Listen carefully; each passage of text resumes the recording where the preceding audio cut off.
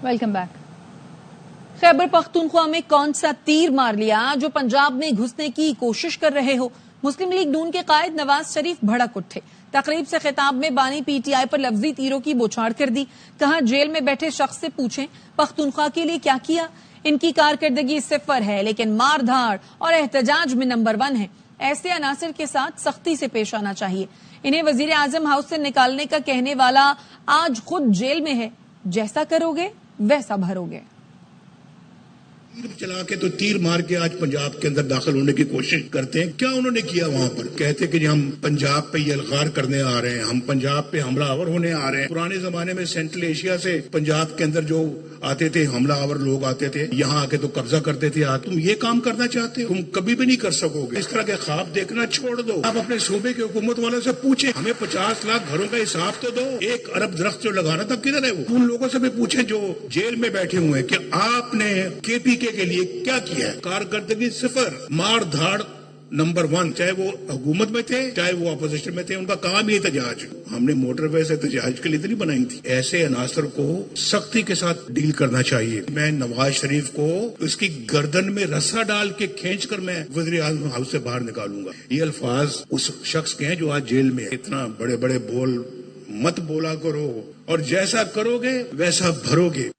PTI ने जाते जाते मईशत से खिलवाड़ किया लेकिन अब पाकिस्तान बहरान से निकलने की डगर पर है।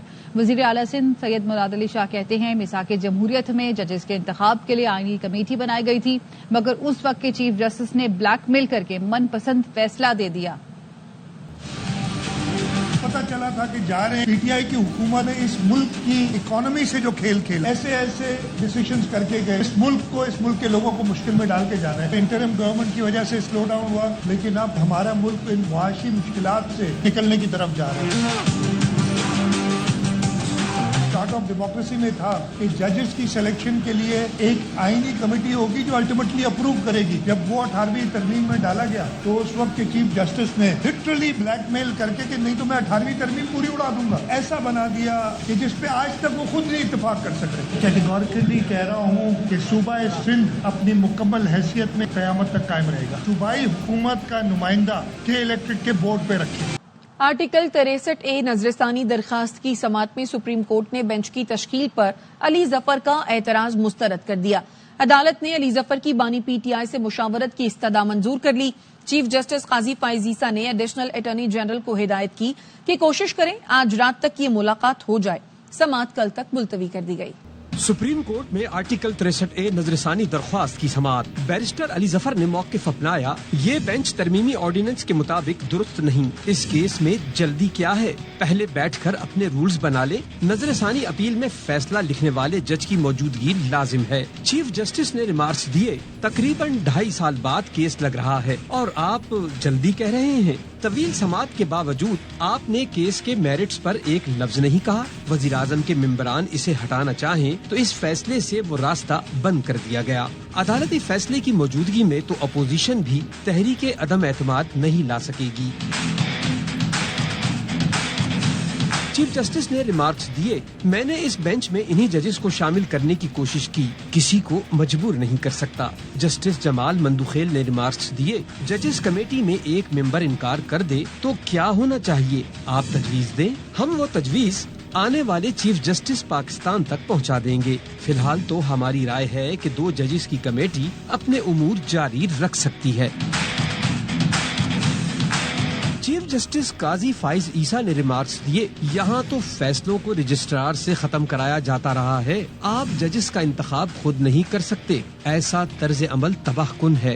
लोगों को यहाँ मर्जी के बेंच की आदत है। वो जमाने चले गए, अब शफाफियत आ चुकी है। अब मुल्क और इदारों में आमरियत नहीं होगी। अब हम जो करते हैं बताते हैं, साबका दौर वापस नहीं आने देंगे। वकील अली जफर ने कहा कि मैं बानी पीटीआई से मुलाकात करना चाहता हूं, जिस पर जस्टिस जमाल खान मंदुखेल ने कहा, मुलाकात के लिए अकेले जाएं, जुलूस लेकर न जाइएगा। अदलिया पर कदगन लगाने की कोशिश की जा रही है। ये आईनी तरामीम गैर आईनी है। चेयरमैन तहरीक इंसाफ एस्टर गौहर कहते हैं वो आजाद अदलिया चाहते हैं। सलमान अकरम राजा ने कहा कि आईनी तरामीम का मकसद अदलिया को मफलूज करना है। लतीफ खोसा ने आईनी तरामीम को अदलिया पर शब खून करार दे दिया। عدلیہ پہ کوشش کی گئی ہے کہ عدلیہ کو تقسیم کرو تو وکلا باہر آئے. اس وقت جو آئینی ترامیم کی جا رہی ہے وہ غیر آئینی ترامیم ہے. کوئی بھی ایسی ترمیم نہ ہو جس میں عدلیہ پہ قدغن لگ جائے. التجا کرتا ہوں بطور ایک پاکستانی، حق کا ساتھ دو، سچ کا ساتھ دو. جو آئینی ترمیم کی جا رہی ہے اس کا مقصد صرف اور صرف عدلیہ کو مفلوج کرنا ہے. ایک دیوار کو کھڑا کیا جا رہا ہے. ہمیں کہا جا رہا ہے کہ اس ملک میں اپنا کوئی آئین رہے گا، نہ قانون رہے گا. آج پھر آئین پر شب خون مارا جا رہا ہے. پہلے بھی خون دے کے اس عدلیہ کو آزاد کروایا تھا. آج پھر یہاں بیٹھ کر ایک ایسا فیصلہ ہونے جا رہا ہے جس سے آپ کو پھر غلامی میں دھکیل دیا جائے گا. غزہ میں اسرائیل کی جارحیت اور فلسطینیوں کا قتل عام جاری. خان یونس میں اسرائیلی فورسز کے مہلک حملوں میں ایک ہی خاندان کے 12 افراد سمیت 30 فلسطینی شہید ہو گئے، متعدد زخمی ہیں. وسطی اور شمالی غزہ میں اسرائیلی توپوں کی 1 گھنٹے تک مسلسل گولہ باری جس سے 50 فلسطینی شہید، درجنوں زخمی ہو گئے. قابض فوج امدادی کارروائیوں میں رکاوٹ بن گئی. لاشیں اور زخمیوں کو اٹھانے والا کوئی نہیں. مغربی غزہ میں اسرائیلی فوج نے علم یتیم خانے پر حملہ کر کے 5 فلسطینیوں کو شہید کر دیا. خبریں اور بھی ہیں لیکن یہاں وقت ہوا ہے ایک بریک کا. Welcome back. سیاست کی اجازت مل سکتی ہے، دہشت گردی کی نہیں. صوبوں کو آپس میں لڑانے کی کوشش ناکام بنا دیں گے. وزیر اعلیٰ پنجاب مریم نواز کا تقریب سے خطاب. کہا یہ لوگ صرف ملک میں انتشار پھیلانے میں مصروف ہیں. خوشی اس بات کی ہے کہ کوئی بھی ان کے ساتھ نہیں ہے. پنجاب میں بری طرح ناکام ہو چکے ہیں. کچھ لوگ انتشار پھیلانے میں مصروف ہیں. ان کا پورا فوکس گھیراؤ، جلاؤ، آگ لگا دو، مار دو، مر جاؤ. سیاست کی اجازت مل سکتی ہے، دہشت گردی کی اجازت نہیں ملے گی کبھی. اگر آپ یہ سمجھیں گے کہ آپ ایک صوبے کے مقابلے میں دوسرے صوبے کو لا کے کھڑا کر دیں گے تو ہم پاکستانی ہیں، صوبے بعد میں ہم یہ ہونے نہیں دیں گے. یہ پنجاب کیوں آ رہے ہیں بار بار؟ صرف اس لیے آ رہے ہیں کیونکہ ان کو سمجھ آ گئی ہے کہ پنجاب کی حکومت اگر چل گئی ان کو منہ چھپانے کی جگہ نہیں ملی. خوشی ہے اس بات کی کہ انہوں نے ملٹیپل احتجاج کی کالز دی. پوری طرح پنجاب میں وہ فیل ہوئی. عوام کا جو رسپانس آ رہا ہے دھرنے کی، فساد کی، گھیراؤ جلاؤ، انتشار فتنہ کی سیاست ہے، وہ اپنا دم توڑ. تحریک انصاف کی احتجاج کی کال. انتظامیہ متحرک. میاں والی کو کنٹینر لگا کر سیل کر دیا. تمام راستے بند. موبائل فون سروس معطل. دفعہ 144 بھی نافذ کر دی. میاں والی سے گرفتار اپوزیشن لیڈر احمد خان بھچر اور MNA بیرسٹر عمیر خان کو رہا کر دیا گیا. فیصل آباد میں PTI کا گھنٹہ گھر چوک پر احتجاج. پولیس نے PTI کے 4 MPA سمیت متعدد کارکنوں کو حراست میں لے لیا. لودھرا سے بہاولپور ہائی وے کو کنٹینر لگا کر سیل کر دیا گیا. دریائے ستلج پر دونوں اطراف کنٹینرز کھڑے کر دیے گئے. پولیس کی بھاری نفری تعینات کر دی گئی. آئینی ترامیم کا چیف جسٹس قاضی فائز عیسیٰ یا جسٹس منصور علی شاہ سے کوئی تعلق نہیں. نون لیگ کے سینیٹر عرفان صدیقی کہتے ہیں آئینی ترامیم کے لیے وقت کی کوئی قید نہیں. جب تک 2/3 اکثریت حاصل نہیں ہوتی ترمیم نہیں ہو سکتی. مولانا چاہتے ترامیم میں آئین سے متصادم کوئی چیز نہ ہو. مولانا کے بغیر ترمیم نہیں چاہیں گے. وہ ہمارے ساتھ اور ہم ان کے ساتھ اچھے لگتے ہیں. ترمیم کا نہ فائز عیسیٰ صاحب سے تعلق ہے، نہ جسٹس منصور علی شاہ سے تعلق ہے. ہمارے لیے سب محترم ہیں. مولانا اس چیز کی تائید کرتے ہیں کہ کانسٹیٹیوشنل کورٹ ہونی چاہیے، اور وہ اس چیز کی بھی تائید کرتے ہیں کہ ججز کی تقرری کا اور تعیناتی کا جو نظام ہم نے وضع کیا تھا 18ویں ترمیم میں وہ بحال ہونا چاہیے. وہ ایک ایسا حتمی مسودہ چاہتے ہیں جو مولانا کی سوچ کے مطابق بنیادی حقوق سے متصادم ہو یا آزادی پہ قدغن لگاتی ہو. وہ ان چیزوں کو دیکھ رہے ہیں.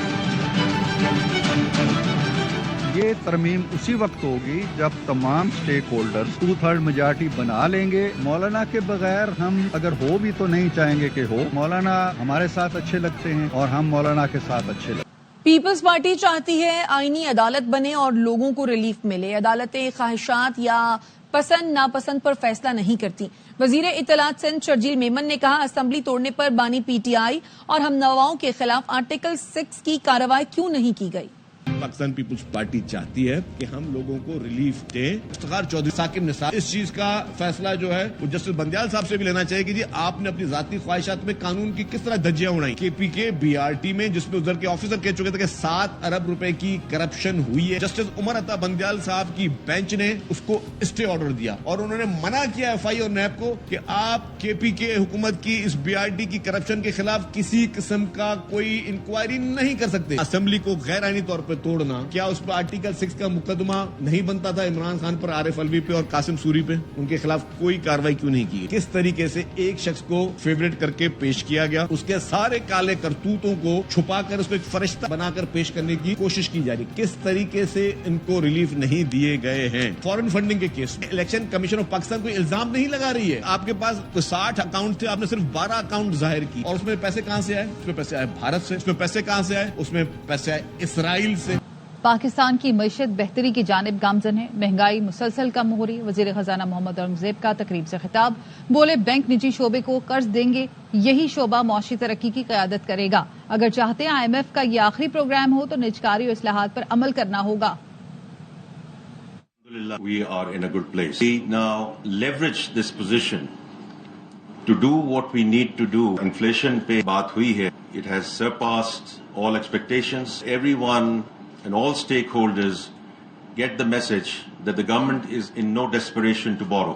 When we borrow, we'll borrow at our terms. And for the banking sector, the message is very loud and clear that the government is there to provide policy framework and policy continuity.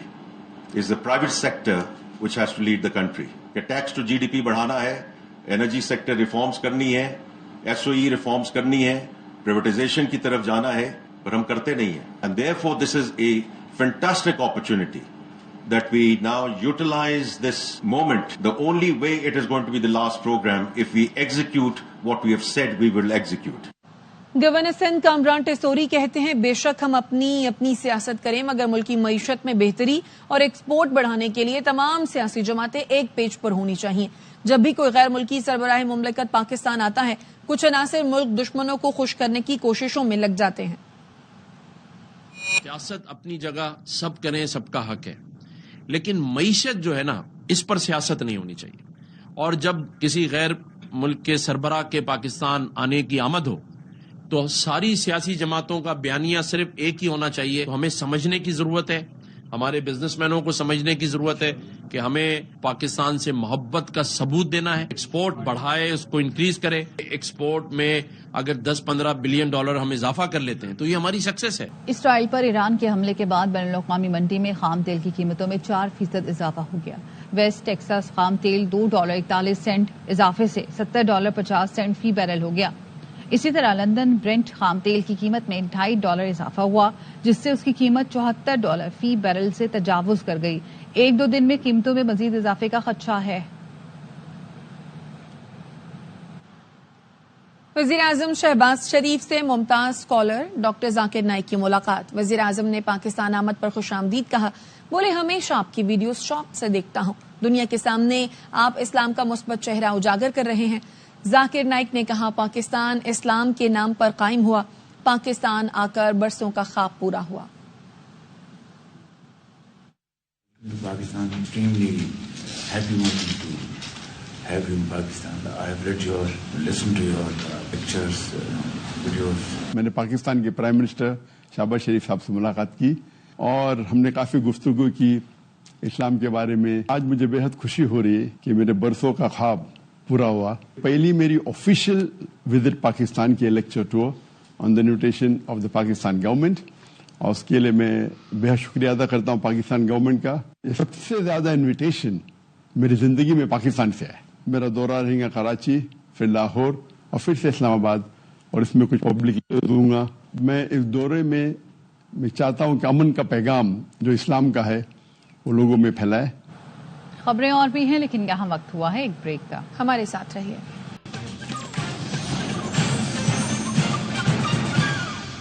Welcome back. Gorakh Hill off road bike rally इख्तिताम पजीर हो गई. Professional category Abdul मुकीत के नाम रही. फरजाना अली ने women's category का title जीत लिया. रिपोर्ट कर रहे हैं दादू से अली हसन.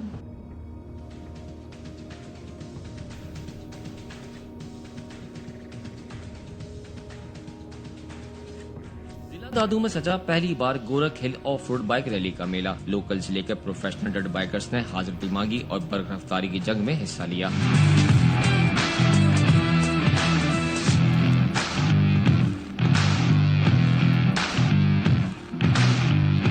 پہلے مرحلے میں لوکل بائکرز نے جوہر دکھائے, پھر باری آئی لیڈیز کی.